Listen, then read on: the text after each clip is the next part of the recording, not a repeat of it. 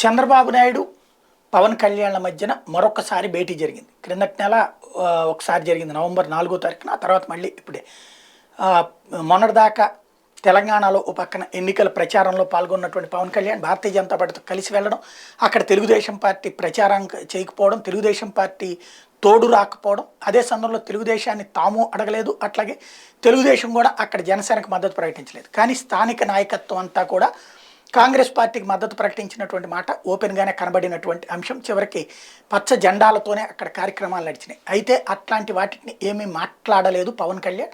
ఆయన భేటీ సందర్భంగా మాత్రం రాబోయేటువంటి రోజుల్లో పొత్తుల గురించిన చర్చలు జరిగినాయి అని చెప్తున్నారు. చంద్రబాబు నాయుడు నిశ్శబ్దంగా ఒక్కొక్క నియోజకవర్గాలకు ఇన్ఛార్జీలు వేసుకుంటూ వెళ్ళిపోతున్నారు. మొన్ననే గుడివాడకి వెనిగండ్ల రాము కావచ్చు, అట్లాగే అరక్కుకి అభ్యర్థిని కేటాయించడం కావచ్చు, ఎంపీకే శ్రవణ్ని పంపించేటువంటి పని చేయటం కానీ ఇట్లాంటిది నిశ్శబ్దంగా చేసుకుంటూ వెళ్ళిపోతున్నారు. కాబట్టి అవన్నీ అటు తెలుగుదేశం వైపు నుంచి చేసుకెళ్తున్నారు.